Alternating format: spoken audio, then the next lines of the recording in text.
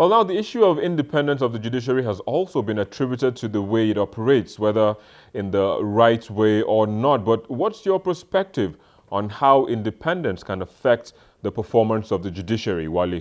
The president is actually championing the campaign against corruption, but the major constraint I think the judiciary has is not even about legislation, it's about the independence of the judiciary now. The judiciary is not independent enough for them to carry out their functions. The independence in the sense that imagine the procedure for appointment of judges. It has to go through approval of the executive arm of government, and the it now boils down to party politics.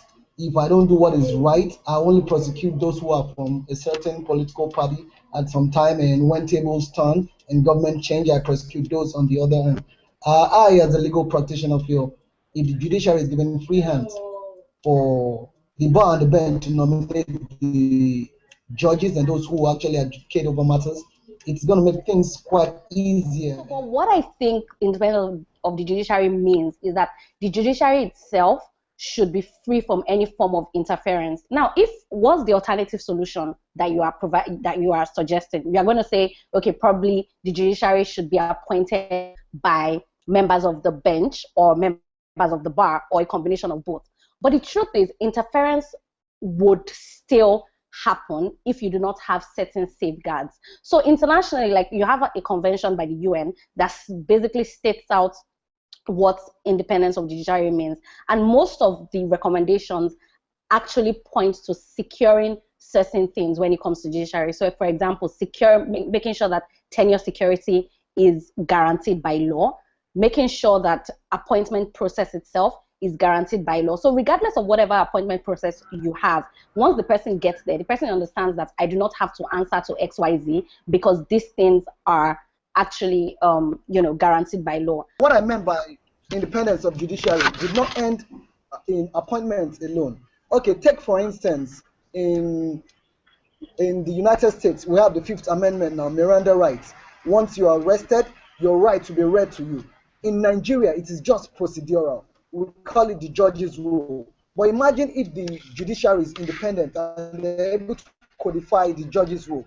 Once you are arrested, that's the first level of corruption. A policeman sees you walking on the street and picks you up and maybe beats you or hits you. But imagine if the judge's rule is codified. The first thing it's supposed to tell you is to tell you like you are under arrest. You're under arrest for committing or being suspected of committing so and so crime. You have a right to remain silent. You have a right to an attorney. You have a right, if you cannot afford one, let the state will provide one for you.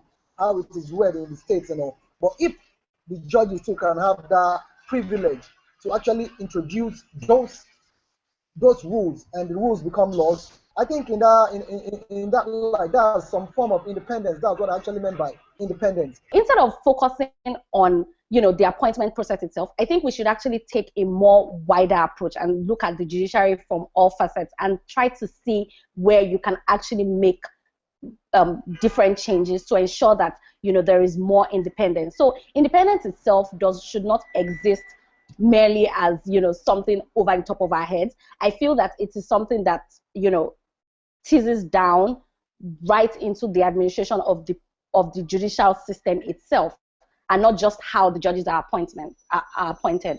So in as much as people say independence of judiciary is a problem, it probably is, but I don't think the problem stops at the appointment process. Well, let's turn our attention to legislation. Rotimi, I will come to you on this.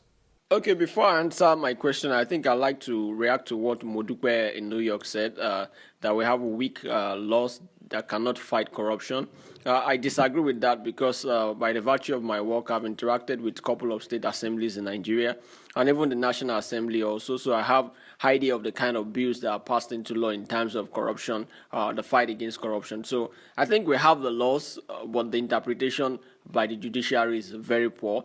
And looking at what Ayo said in the UK, that for justice to be done to the fight against corruption, we need luxury of time so that the cases can be properly handled.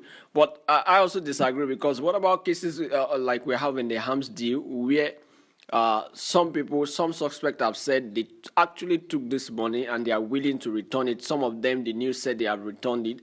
But in this kind of situation, we have not had any justice. So I think the judiciary system is very weak. And then the Nigerian judiciary, as we all know, has been serving the rich against the poor. So what exactly is the problem, Mr. Shogunro? Corruption is just like armed robbery. Corruption is just like what is it called? Murder, anything, just any random crime in society. Yeah, some crimes tend to get out of hand, while others tend to be low key.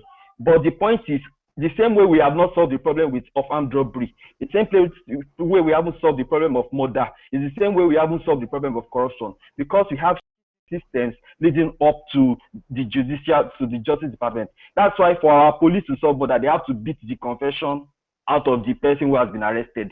Do you blame the judge for the fact that murders are unsolved in Nigeria? Do you blame the judge for the fact that we don't get to sentence people for armed robbery? And that is why the system only messes up people who are poor. That is why it is only poor armed robbers we get. That is why it is only poor murderers we get. We never get the rich ones. All right, guys, we have to leave the conversation here, but thanks for coming on the program and sharing your perspectives. We'll take a quick break, and when we return, we'll be joined by another legal practitioner to get more analysis on this topic. Please stay with us. Welcome back now, still to continue our discussion on the fight against corruption, but this time looking at the role judiciary should be playing. We're joined by a lawyer, Sheyi Ogundele Olarewaju. It's a pleasure to have you in the studio today. The pleasure is mine. All right, so the president has already dropped a bomb, and he's saying that the judiciary is not helping in the fight against corruption. He's saying judiciary is delaying cases and whatnot. I mean, how do you respond to that? How true is that assertion? Of course, that can be true. I think the allegation is quite overreaching because there is rule of law. We're operating in a democracy where the rule of law is the principle that guides that democracy is being followed, is being operated how it ought to be. And the courts are there to ensure that these rules are not violated. So in cases, there are principles, there are rules of courts, there are procedures, that govern how cases are handled. Then we look at fair hearing. When you take a case to court, the other party has a right to state their own side of the story. Even if the aggrieved party thinks this person has committed this offense or there is overwhelming evidence. I think what the president was trying to say was that the cases take too much time. And perhaps maybe he's worried because at times Nigerian courts might say you're free, you're not guilty, but then a foreign court will find you guilty. Take for instance the case of Mr. James Ibori, former governor of Delta State.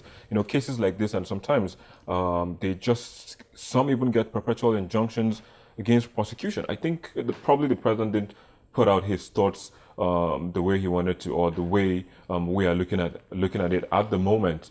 So one would begin to wonder what exactly is the reason behind such maybe judgments or injunctions, or there have you.